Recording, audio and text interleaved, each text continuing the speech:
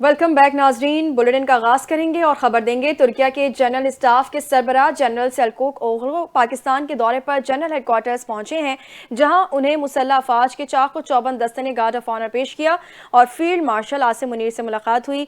ISPR के मुताबिक मुलाकात के दौरान बाहिमी दिलचस्पी के उमूर, इलाकाई और आलमी सलामती की सूरत हाल पर तफसीली तबादला ख्याल किया गया, जबकि दो तरफा दिफाई और फौजी ताउन को मजबूत बनाने के इम्कानात पर भी तबादला ख्याल किया गया।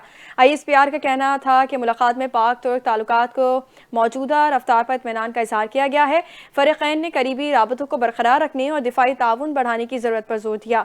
फील्ड मार्शल आसिम मुनीर ने पाकिस्तान और तुर्किया के दरमियान देरीना बरादराना ताल्लुकात पर रोशनी डाली। चीफ ऑफ डिफेंस फोर्सेज ने तुर्क मुसल्लह अफवाज की हिमायत और ताउन को सराहा। जनरल सेल्कूक ओगलू ने पुरतपाक इस्तकबाल पर फील्ड मार्शल से इजहार तशक्कुर किया। सिक्योरिटी फोर्सेज ने बलूचिस्तान में पंजकोर और हारनाई के इलाके में फितनल हिंदुस्तान के खिलाफ दो मुख्तलिफ कार्रवाइयों के दौरान मजमूई तौर पर 41 दहशत गर्दों को हलाक कर दिया। पाक फौज के शोबे ताल्लुकात आमा ISPR के मुताबिक हारनाई में इंटेलिजेंस बेस्ड ऑपरेशन के दौरान 30 दहशत गर्द मारे गए, जबकि पंजकोर में कार्रवाई के दौरान 11 दहशत गर्द हलाक हुए। ISPR के मुताबिक पंजकोर में हलाक दहशत गर्द इलाके में तकरीब कारियों में मुलव्विस थे, उनके ठिकानों में को मौसर अंदाज में तबाह कर दिया गया। कार्रवाइयों के दौरान बड़ी मिकदार में असला, गोला बारूद और बारूदी मवाद भी बरामद किया गया है। तर्जुमान पाक फौज के मुताबिक हलाक दहशत गर्दों से 15 दिसंबर को पंजकोर में होने वाली बैंक डकैती के दौरान लूटी गई रकम भी बरामद की गई है। ISPR का कहना था कि पंजकोर और हारनाई में दहशत गर्दों के मुकम्मल सफाई के लिए सैनिटाइजेशन ऑपरेशन जारी रहेंगे और सिक्योरिटी फोर्सेज मुल्क में से दहशत गर्दी के खात्मे के लिए पुरअज़म है।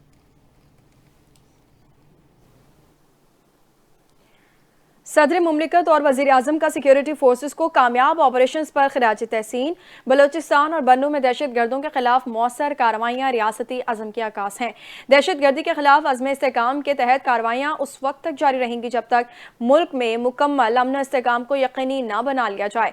सदर आसिफ अली ज़रदारी का दो टोक और वाज़ेह पैगाम है। फितनल हिंदुस्तान के 41 दहशत गर्दों की हलाकत पर वज़ीर आज़म शहबाज शरीफ की फोर्सेस की पेशेवराना सलाहियतों की तारीफ। कहा, पूरी कौम दहशत गर्दी के खिलाफ इस जंग में पाकिस्तान की मुसल्लह अफवाज के शाना बशाना खड़ी है। वज़ीर आज़म ने इस अज़म का इयादा किया कि हुकूमत मुल्क से हर किस्म की दहशत गर्दी के लिए मुकम्मल खात्मे के लिए पुरअज़म है और दहशत गर्द अनासिर के खिलाफ कार्रवाइयाँ बिला तातुल जारी रहेंगी।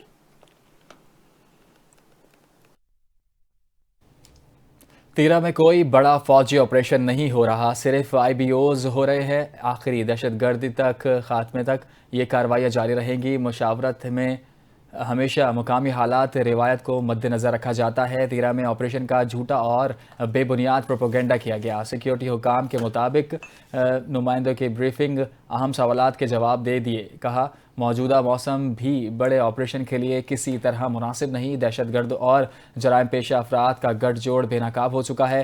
फ़ौज और अवाम के रिश्ते में कोई बयानिया दरार नहीं डाल सकता। कबायली अवाम मुअज़्ज़िज़ीन की मुशावरत से ही तमाम फ़ैसले किए जाते हैं, जो इनके ही फ़ैसले होते हैं। मुशावरत में हमेशा मुकामी हालात और रिवायत को मद्देनज़र रखा जाता है। सिक्योरिटी ज़राए के मज़ीद कहना था कि बलूचिस्तान में फितनल हिंदुस्तान असल में अवाम की सहूलत और तरक्की की दुश्मन है। एहसास महरूमी का नारा लगाकर दहशत गर्दी करने वालों को बलूचिस्तान के अवाम पहचान चुकी है।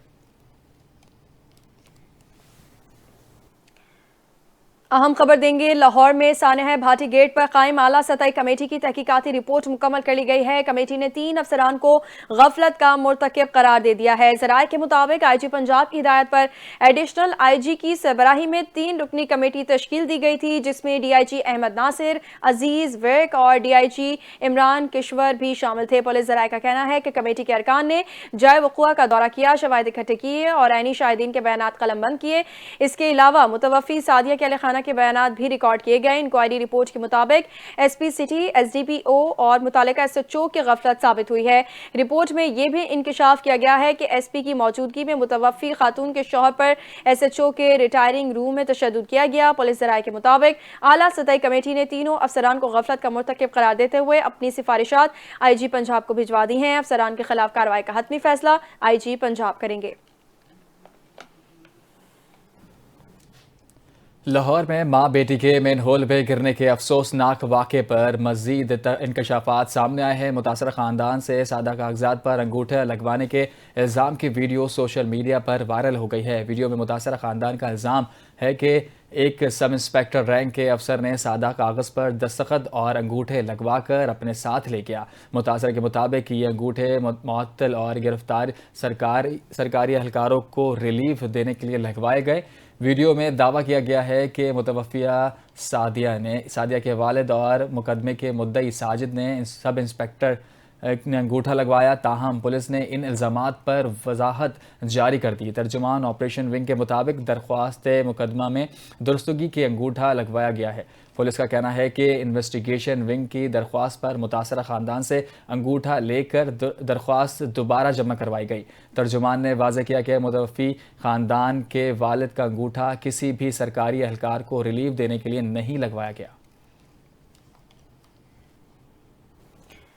لاہور میں کھلے مین ہول میں گر کر ماں بیٹی کے جاں بحق ہونے کے واقعے میں نیا رخ سامنے آ گیا ہے۔ متوفیہ کا شوہر غلام مرتضی انصاف کا مطالبہ کرتے ہوئے سامنے آیا ہے۔ کہا لاہور میں کھلے مین ہول میں گر کر اس کی بیوی اور بیٹی جاں بحق ہو گئیں، تاہم پولیس نے مدد کرنے کے بجائے اسے بیلٹ سے تشدد کا نشانہ بنایا اور کرنٹ لگانے کی دھمکیاں بھی دیں۔ غلام مرتضی نے بتایا کہ اس پر دباؤ ڈال کر بار بار بیانات لکھوائے گئے اور مختلف کاغذات پر دستخط کروائے گئے۔ ان کا الزام ہے کہ ایس ایچ او کے ساتھ ایس پی بھی اس واقعے میں قصوروار ہیں، جبکہ ماسک لگائے افراد نے ان پر تشدد کیا۔ شورکوٹ سے گفتگو کرتے ہوئے غلام مرتضی کا کہنا تھا کہ ہمارے ساتھ ظلم ہوا، تاہم ہماری ایف آئی آر درج ہو چکی ہے۔ انہوں نے کہا کہ وہ وزیر اعلیٰ کے اقدامات سے مطمئن ہیں، لیکن ذمہ داران کو سزا ملنی چاہیے تاکہ آئندہ کسی کی بیٹی اس طرح جان سے ہاتھ نہ دھو بیٹھے۔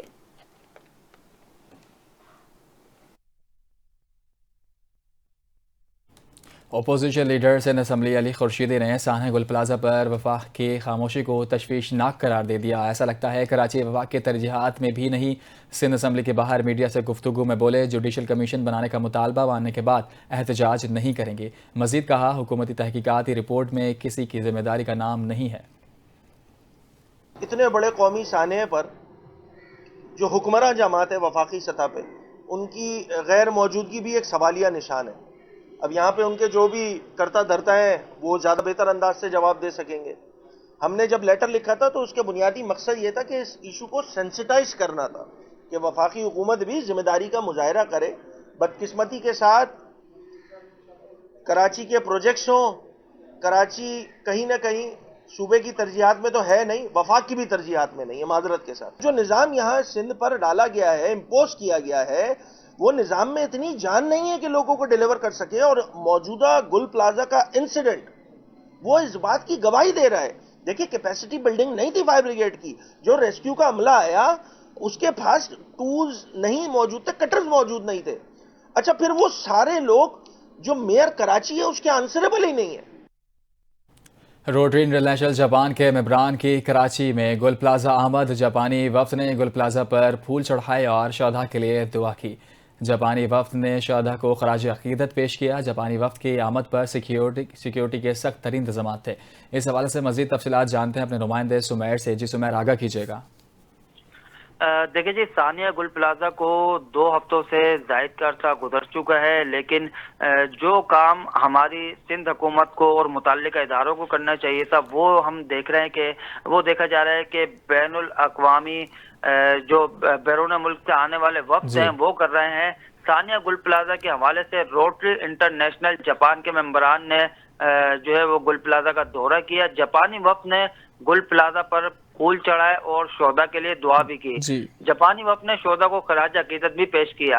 اس موقع پر جو ہے وہ جاپان سے آنے والا جو وفد تھا ان کے لیے سیکیورٹی کے سخت انتظامات کیے گئے تھے، جس میں ڈی ایس پی گارڈن اور ایس ایچ او نبی بخش جاپانی وفد کے ہمراہ موجود تھے۔ اب سوال یہاں پر وہی پرانا پیدا ہوتا ہے کہ دیکھا جائے جو کام سانحہ گل پلازہ کے لواحقین ہیں، متاثرین ہیں، ان کو جو سہولیات ہیں، ان کو جو انصاف کی فراہمی ہے، وہ کام بنتا ہے شہری حکومت کا اور ساتھ ساتھ سندھ حکومت کا، لیکن وہاں پر جو ہے اب تک یہ دیکھا جا رہا ہے کہ سیاسی طور پہ جو ہے وہ رنجشیں سامنے آ رہی ہیں، مختلف پارٹیز کی جانب سے ایک دوسرے کے خلاف تنقیدی سیاست کا مظاہرہ کیا جا رہا ہے، لیکن جو اصل کام تھا، جو یہاں کے ہمارے جو حکمران ہیں، جو ارباب اختیار ہیں، ان کو کرنا چاہیے تھا، وہ آج دیکھا گیا کہ بیرون ملک سے آنے والے وفد نے وہ کام کیا ہے۔ جی بہت شکریہ سمیر، آپ ہمیں تفصیلات سے کر رہے تھے۔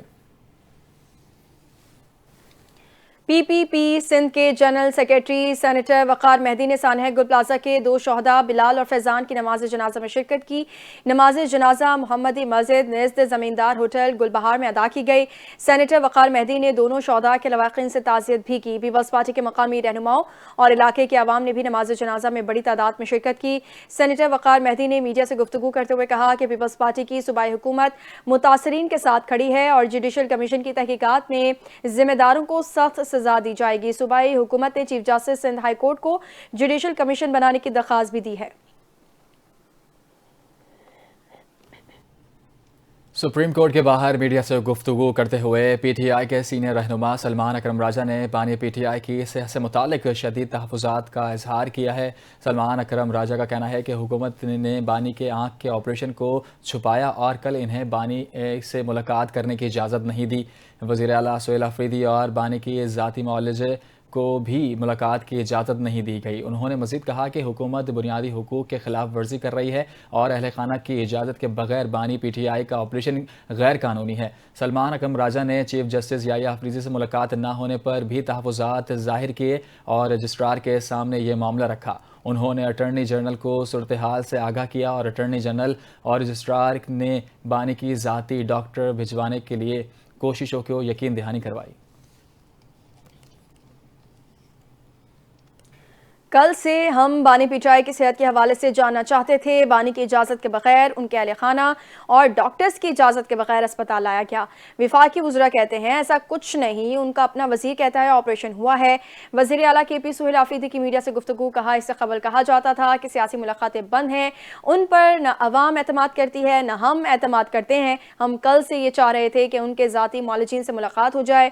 معالج سیاسی بات نہیں کرتے، بدقسمتی سے یہ نظام مفلوج اور بے حس ہو چکا ہے۔ سہیل آفریدی نے کہا یہ جمہوری روایات کی قدر نہیں کرتے۔ ایک صوبے کے وزیر اعلیٰ کو 2 راتوں سے روڈ پر بٹھایا ہوا ہے، جبکہ ایک وزیر اعلیٰ کو ایئر فورس کا جہاز دے کر دنیا گھمائی جاتی ہے۔ یہ حالات اس نہج پر لے کر جا رہے ہیں جہاں سے واپسی ناممکن ہے۔ اس وقت بزرگ اور خواتین سب جیلوں میں ہے۔ یہ نظام جد و جہد سے گرائیں گے۔ بانی پی ٹی آئی کو جیل میں رکھنا پاکستان سے دشمنی ہے۔ بانی پی ٹی آئی ہی تمام صوبوں کو اکٹھا رکھ سکتے ہیں۔ سینٹ میں قائد حزب اختلاف عامر ناصر عباس جعفری کی میڈیا سے گفتگو، کہا مظلوم کا ساتھ دینے کو اللہ پسند کرتا ہے۔ پولیٹیکل کمیٹی کے اجلاس میں آئندہ کا لائے عمل کا فیصلہ کریں گے۔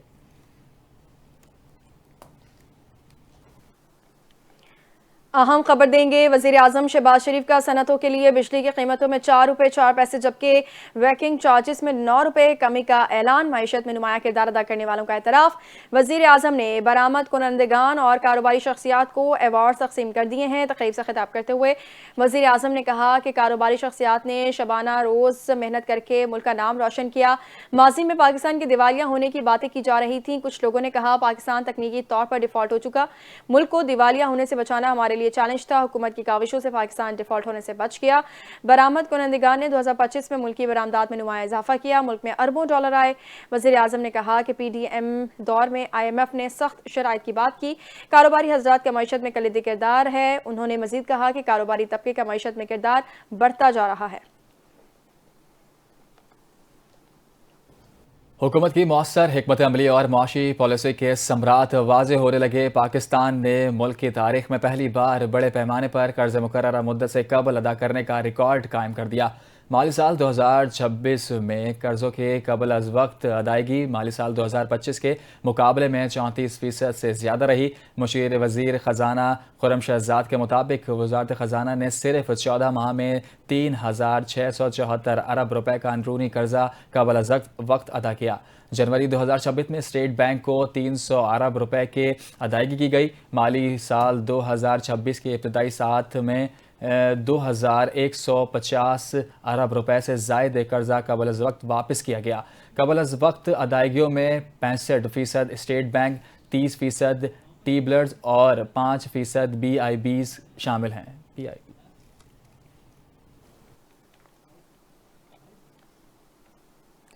پاکستان اور چین کے درمیان تکنیکی و پیشہ ورانہ تعلیم کے فروغ کے لیے وزیر اعظم یوتھ پروگرام اور Tang Chinese education and technology private limited کے درمیان لیٹر آف انٹینٹ پر دستخط کیے گئے۔ دستخط کی تقریب میں چیئرمین رانا مشہود احمد خان نے شرکت کی ہے۔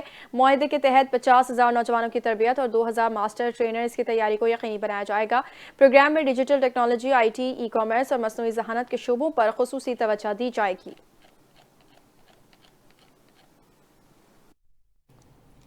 وزیر اعظم کے ہدایت پر اسلام آباد میں بین الاقوامی معیار کے نئے کنونشن سینٹر کی تعمیر۔ وفاقی وزیر داخلہ محسن نقوی کا مری روڈ بائی پاس کے قریب نئے کنونشن سینٹر کے مجوزہ جگہ کا دورہ۔ نئے کنونشن سینٹر کی مجوزہ جگہ کا معائنہ کیا گیا۔ وزیر داخلہ محسن نقوی نے فوری احکامات جاری کرتے ہوئے کہا، نئے کنونشن سینٹر کی مجوزہ جگہ پر ہر قسم کے غیر قانونی قبضے کو ختم کیا جائے، قابضین کے خلاف بلا امتیاز کارروائی کی جائے۔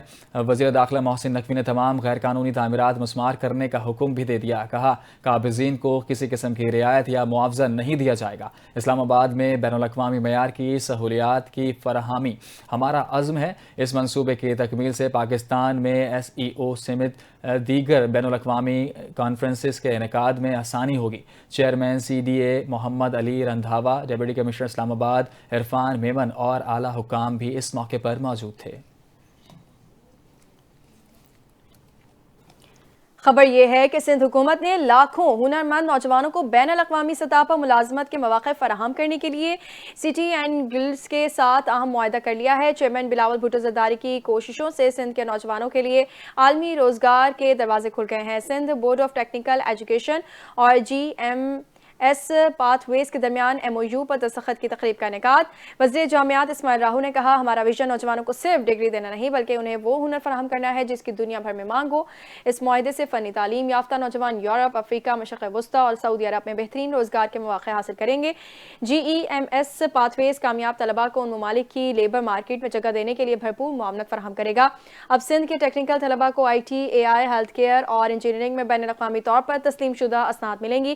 اس اقدام سے سندھ کی افرادی قوت کا معیار بلند ہوگا اور ملک کے لیے کثیر زر مبادلہ کمانے کی راہ ہموار ہوگی۔ تقریب میں سیکریٹری جامعات عباس بلوچ، ٹیکنیکل بورڈ کے چیئرمین مشرف علی راجپوت سمیت تمام بورڈز کے چیئرمین اور GEMS پاتھ ویز کے نمائندے بھی شریک تھے۔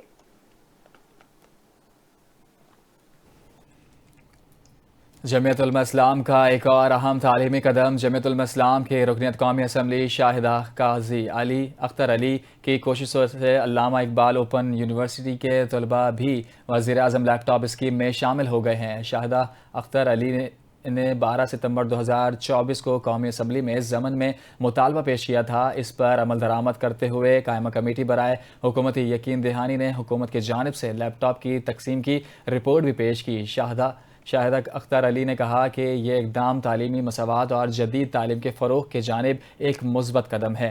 اس قدم کا مقصد دور دراز علاقوں میں رہنے والے طلباء کو سہولت فراہم کرنا اور تعلیمی مساوات کے فروغ میں مدد دینا ہے۔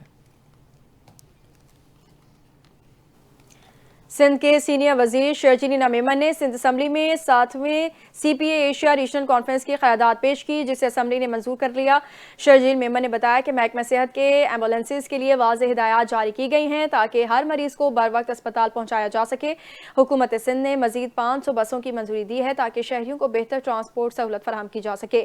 کراچی میں 12 نئے سگنلز لگائے گئے ہیں اور ٹریفک سمارٹ سسٹم اور سمارٹ سٹی کے منصوبوں پر کام جاری ہے۔ انہوں نے کہا کہ وزیر اعلیٰ سندھ کی ہدایات کے مطابق تمام محکموں کو مؤثر انداز میں چلایا جا رہا ہے اور عوام کو جدید اور آٹومیٹڈ سہولیات فراہم کی جا رہی ہیں۔ بسوں اور ڈبل ڈیکرز میں خصوصی افراد کے لیے سہولیات فراہم کی گئی ہیں، جبکہ پاکستان کی پہلی EV بس سروس اور خواتین کے لیے پنک بس سروس بھی کامیابی سے چل رہی ہے، جبکہ مفت EV اسکوٹی اسکیم کے تحت خواتین کو بااختیار بنانے کے اقدامات کیے جا رہے ہیں۔